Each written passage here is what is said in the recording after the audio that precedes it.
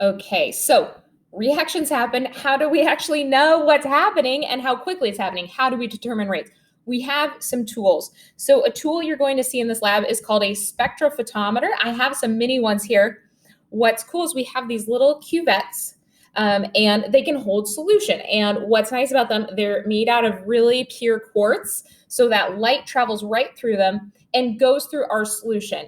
And what's cool is when you have a solution that has a color, especially a color that will change as the reaction proceeds, the spectrophotometer reports to us how much of that color is in that substance. So think about making some Kool-Aid or some lemonade or something. When you look at it, you can tell if it's really concentrated, right? It looks really dark. And if something's really weakly made and doesn't taste that good, it will be really light, right? So that's exactly what's going on here. But instead of relying on our vision, we have a little thing that can actually measure the wavelengths that either pass through or are absorbed by our solution. So we're going to have a fake solution that is green, and as it reacts, it becomes clear. So the green color is going to get lighter and lighter, and this little tool is going to tell us how green. Now, why does that matter for us? Well, it matters for us because what we're going to try and figure out is the rate of a reaction happening. And for that, we need change in time, which is easy. You just measure the time, and actually the spectrophotometer can do that for us too. And then what we need is the change in concentration. We're going to need some concentration values. Remember, these brackets mean concentration. And I just made up a fake reactant called G. So we have a tool that will tell us how green. What we need to get it into is telling us the concentration. And we have a really simple thing to do that with. It is called Beer's law, also known as the Beer-Lambert law. And this looks a little intense, but we're going to break it down, and it is not. So this A is the absorbance. So this is the data we're getting from the spectrophotometer. So how much light is being absorbed by this thing, right? So what color of light would be absorbed here? Hopefully you just figured out what it was in the lab. So we have an absorbance number. It's usually some sort of percent absorbance, okay? It's pretty straightforward. And then here, this big C, this is our concentration, okay?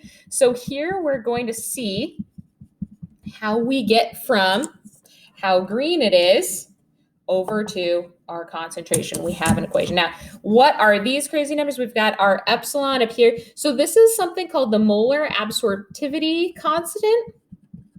We don't really care what it is, okay? It's different for every different solution, but we'll be able to figure out, no big. So this is a constant, okay? And then this B is the path length.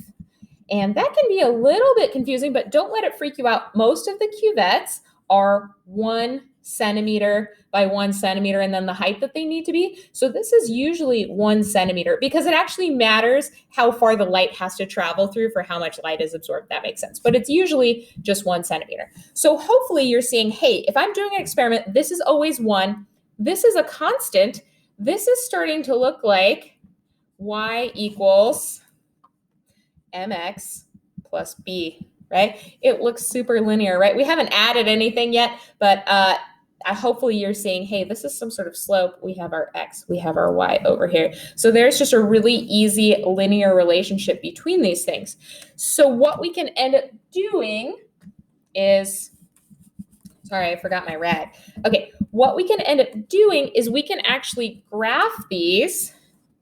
So if you're plotting the known concentration, so let's say it's spitting out absorbance, right? It's telling you, hey, these are the absorbances, and you know the concentrations. Let's say it's like 1 molar, 2 molar. I'm just trying to make it easy. 3 molar, 4 molar. You know these. You made your own solutions, and you're like, I know these.